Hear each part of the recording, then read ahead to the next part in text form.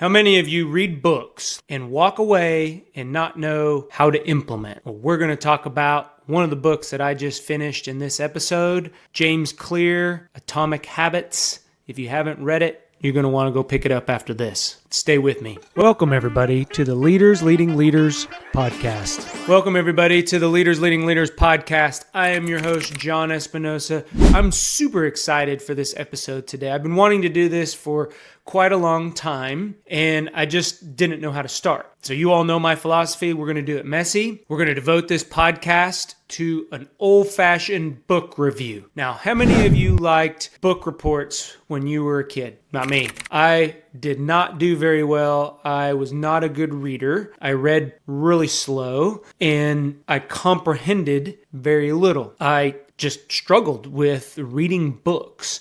I probably had, and my friends laugh, those that know me are probably chuckling because I had the biggest collection of Cliff Notes. Dating myself here, because back in the day, you used to buy a condensed version of like long novels that you would have to read, Kill a Mockingbird and Fahrenheit 451, those types of books, right? And I was in advanced classes, so I was reading a lot of books. I would go out and buy the Cliff Note version. You go to the library, you check it out. Those who had a library card, I still remember mine, carried it in my pocket. I used to use it all the time because guess what? When I got assigned a book and I had to do a report or a presentation on that, straight to the library I would go, use my library card, check out that Cliff Notes version, and I'd read up on that Cliff Notes version. I learned that I needed to write things down. That was how I retained information. Took me a while to realize that, but when I did, I started to get the Cliff Note version and then write myself some notes.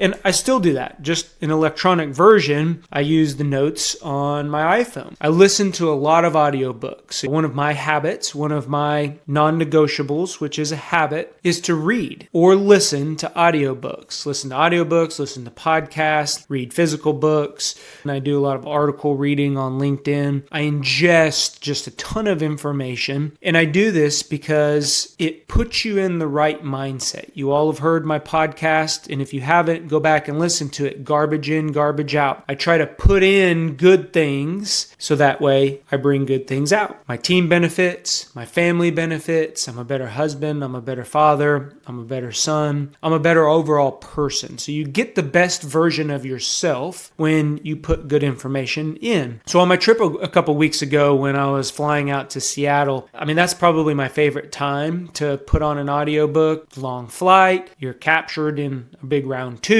What better to do than throw in some earbuds, turn on, I use Audible, find a book, download it, and then I turn that book on, and then I use my phone and I capture notes. So that's what I did with this book that I'm going to review today, Atomic Habits by James Clear. I think it was something that I needed to read. I had long been on my list. I have probably a dozen books that I keep, or I'll listen to a podcast and another leader will suggest, or I'm in a mentoring session and one of my mentees or coachees will suggest a book they're reading, and so I'll add it to my list. So I constantly keep a list on my phone of books that I'm going to read. And this is one that I've been wanting to get to and I just never got to it. Well, I was missing out. So we're going to dive into this. We're going to talk about, I'm going to do about 6 takeaways. Again, this is just my personal opinion on this book. Everybody's going to take away something different when they read. These are the things that caught my attention, and I typed them into my notes and I transcribed them down onto my journal this morning.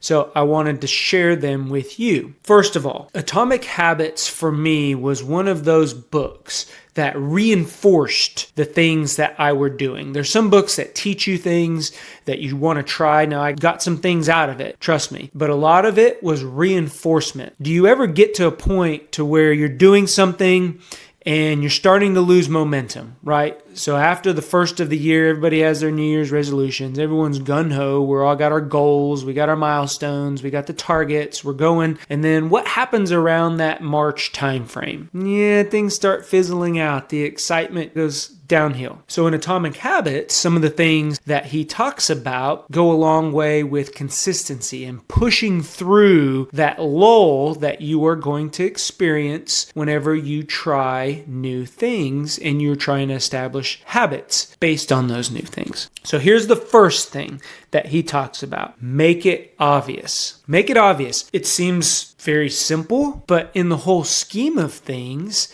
if we don't make new habits obvious, it needs to have a time and a place. For example, working out. Who has a treadmill, a elliptical machine, a bicycle that sits in their bedroom, and guess what it has on it? Clothes. It's a very expensive clothes hanger. Who has that? Who has had that in the past, right? Time and a place. Where do we go sleep and rest? In our bedroom. Why would I put a piece of exercise equipment in the same space that I go and sleep? And I want to rest. Put it out somewhere else. During COVID, I dedicated a space in my garage for me to go work out. Now, what I learned when I did that is it was still in my home. So I'm looking around and I have things to do. My yard needs to be cut, or maybe the garage needs to be picked up or rearranged, whatever. All these things that are going through my mind as I'm trying to work out. I had the garage gym here, which made it convenient, but my mindset, the new habit piece, I hadn't transitioned into the mentality that this was my new workout spot. So what he talks about making it obvious is pair the new habit with the specific time and place.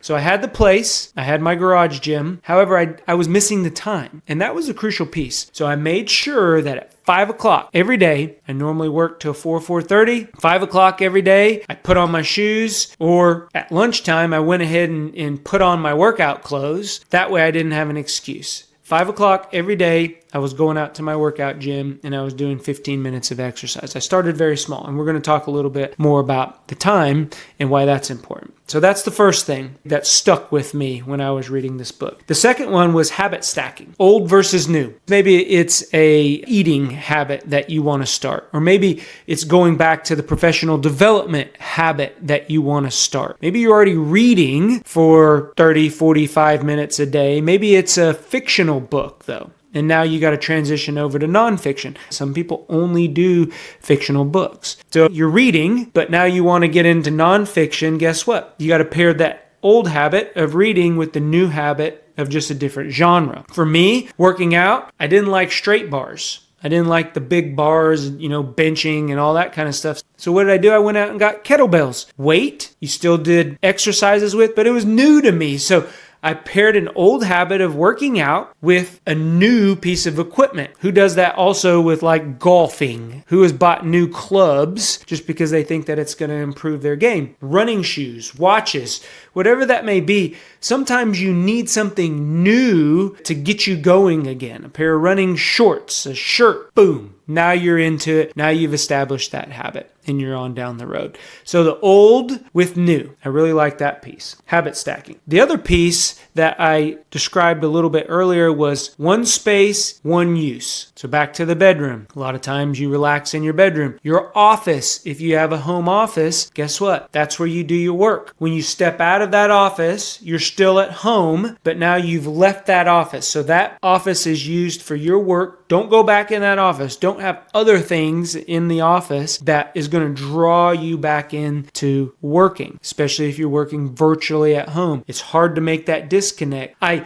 started a new habit of going in, working in my office. Then when I disconnected, unplugged, I came out of my office and I don't go back in that office the rest of the day. I disconnect that way. I actually go outside and I walk around. I get grounded. I totally get out of the house and then come back in. It just, that transition, it's almost like I'm driving home from work. Well, I don't do that on my days that I work at home, so I walk around. So this was one thing that really reinforced what I was already doing, was using one space for one use. Okay. The fifth one that I want to talk about is join a culture where your desired behavior is normal. Seems pretty logical. If I want to continue to work out, I'm going to go to a gym that it's normal, right? It's not, people aren't looking at me funny if I'm out in my front yard doing yoga, or I'm out in my front yard doing my kettlebell exercises, even though I do that. My neighbors probably look at me funny. But you are going to surround yourself with people that is normal. I talk about, as a leader, go 3, 4, 5 steps up. Surround yourself with those people. Your network is your net worth.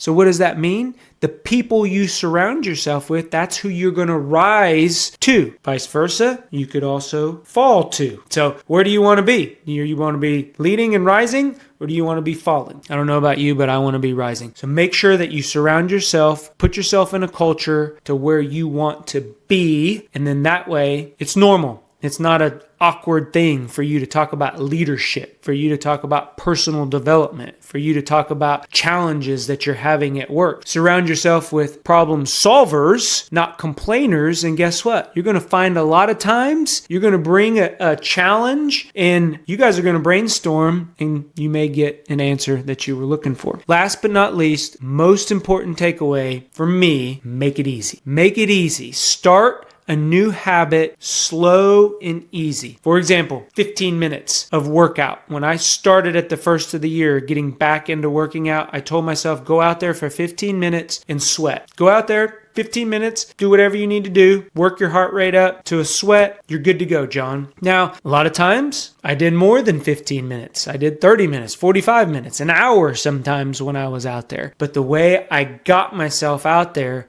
was 15 minutes. I made it easy enough to where I told myself, you can do anything for 15 minutes. You can go out there, you can dedicate 15 minutes to improving yourself every single day. And that's what I did. 15 minutes, maybe 15 minutes of personal development. It may be going a day without having a carbonated beverage or saying a cuss word. I don't know, whatever you want to change, whatever habit that you want to implement, make it easy. Don't create these huge goals, especially don't create 12 goals or 12 things that you want to change. Start with one thing and make it easy enough to where you are going to be consistent in accomplishing that easy thing, and then it becomes a habit. Waking up early. Don't wake up an hour and a half early. Don't go from a 7 o'clock alarm time to a 5:30 alarm time. Create it 10-minute to 15-minute increments. Wake up at 6:45 for 30 days. Then wake up at 6:30 for 30 days. Get to your target time, but give yourself, make it easy enough for 15 minutes. I can do anything in 15 minutes.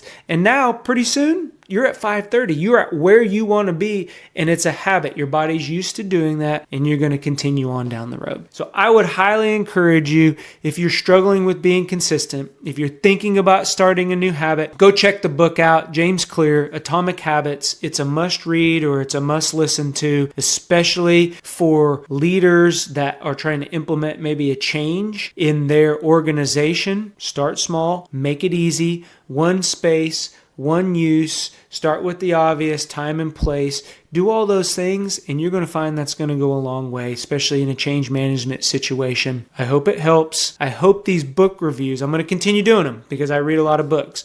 So we'll sprinkle them in the podcast here and there. I hope you enjoyed this one. If you like what you're hearing, make sure that you hit that subscribe button so that way you'll get notifications. It goes a long way with pushing this message out to as many people as we possibly can. Go continue to develop yourself as a leader, because when you, the leader, gets better, it helps others get to where they're going, and ultimately your team is going to benefit, the organization is going to benefit, and most of all, you're going to benefit. Go be great. We'll talk to everyone later. Bye. If you enjoy what you're hearing, please hit the like and subscribe button. It helps us get others to where they're going.